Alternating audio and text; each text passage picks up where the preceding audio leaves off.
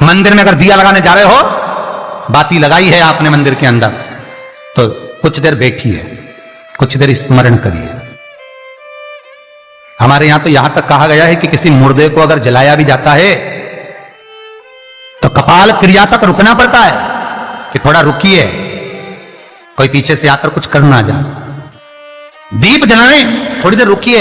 और दीप का भी नियम है महाराज, दीप का भी नियम है। दिए में जो फूल बत्ती लगती है, गोल बत्ती लगती है, गोल वाली, ये बत्ती हमेशा कोई विष्णु भगवान की पूजन कर रहे हो, शिव जी की पूजन कर रहे हो, कोई अन्य देवता का अगर आप स्मरण कर रहे हो तो गोल बत्ती लगाई जाती है। भगवान के मंदिर में पूजन कर रहे हो तो गोल बत्ती लगाएं। लंबी बत्ती, लंबी वाली जो बत्ती होती है लक्ष्मी की पूजन में, देवी पूजन में, जितनी भी माताओं की आप पूजन करोगे, जितनी भी देवियों का आप स्मरण करोगे, उसमें लंबी बत्ती का प्रमाण है। पितरों की पूजन में लंबी बत्ती का प्रमाण है। पितरों को कभी गोल बत्ती नहीं लगती। आप मटके के पास में, परिंदे के पास में, जल के पात्र के पास में कोई भी अगर दिया लगाएंगे तो वहां गोल बत्ती रखकर लगाएंगे तो घर में लक्ष्मी नहीं टिकेगी। कई लोग कहते हैं कि परिंदे के पास, मटके के पास में, पानी के स्रोत के पास में जहां जल भरते हैं, हंडा रखते हैं, टंकी रखते हैं, वहां पर मटके के पास बत्ती लगाओ, दिया लगाओ, पितर शांत रहेंगे। तो पितरों को शांत करो, मना नहीं है, पर दिया लगाने का नियम है कि पितरों को अगर आप दिया लगा रही हो मटके के पास, परिंदे के पास, या अमावस्या के दिन पितरों के लिए अगर दीप लगा रही हो तो गोल बत्ती अगर लगाओगी तो कार्य कभी सफल नहीं होगा। घर में लक्ष्मी नहीं टिकेगी, संपदा नहीं रहेगी, घर में कोई ना कोई बीमार पड़ा ही रहेगा। धन आएगा जाएगा, टिकेगा नहीं। इसलिए पितरों के लिए अगर दिया लगाना है, पूर्वजों के लिए दिया लगाना है, पितरों के लिए अगर दीप लगाना है तो लंबी बत्ती लगाइए, लंबी बत्ती। महाराज लंबी बत्ती का प्रमाण हमारे यहां शास्त्र का, गोल बत्ती का प्रमाण। और सुंदर चरित्र कहा, यदि आपके जीवन में बहुत ज्यादा लक्ष्मी से तकलीफ है, कष्ट बहुत ज्यादा है, या संबंध खराब हो रहे हैं, बहू और बेटों के संबंध खराब हो रहे हैं, अदालत में बात चली गई कि लड़की और लड़के का तलाक होने वाला है, बहू अपने घर जाकर बैठ गई, आने को तैयार नहीं है, जमाई अपने घर रह गया, लड़की को लाने को तैयार नहीं है,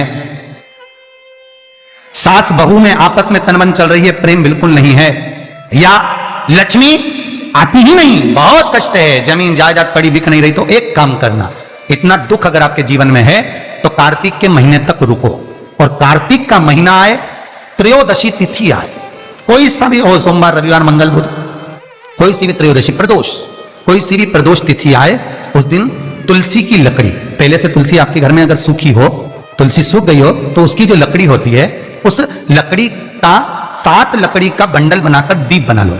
लकड़ी का दीप मतलब लकड़ी, पतली पतली डालियों को लेकर कच्चे सूत से उसको बांधो और बांधकर घी में डुबक दो। कार्तिक के महीने में शुक्ल पक्ष की त्रयोदशी तिथि जब आए, प्रदोष का जब व्रत आए, उस दिन भगवान के मंदिर में, शिव मंदिर में नहीं, भगवान किसी भी देवता के मंदिर में, विष्णु के मंदिर में, नारायण के मंदिर में, कृष्ण मंदिर में, राम मंदिर में, किसी भी मंदिर में, मंदिर ना हो तो अपने घर के मंदिर में शाम के समय पर उस तुलसी की लकड़ी का दीप, दिया भरकर उसमें घी डालकर जो दीप प्रकट कर देता है, जला देता है, दीप को प्रज्वलित कर देता है, उसके घर में कभी संपदा की कमी नहीं होती। महाराज विष्णु पुराण में स्पष्ट लिखा है। इसलिए शायद कहा जाता है कि भगवान को सर्वश्रेष्ठ कौन सा चंदन अच्छा लगता है। आपको पहले भी कथा में कहा, आगरा की कथा अगर किसी ने सुनी होगी तो उसमें वर्णन किया, भगवान को सर्वश्रेष्ठ चंदन कौन सा, भगवान को सर्वश्रेष्ठ चंदन कौन सा प्रिय है, वो कौन सा चंदन है जो भगवान विष्णु को लगाएं, राम को लगाएं, कृष्ण को लगाएं, वो कौन सा चंदन है जो श्री हरि को लगाया जाए।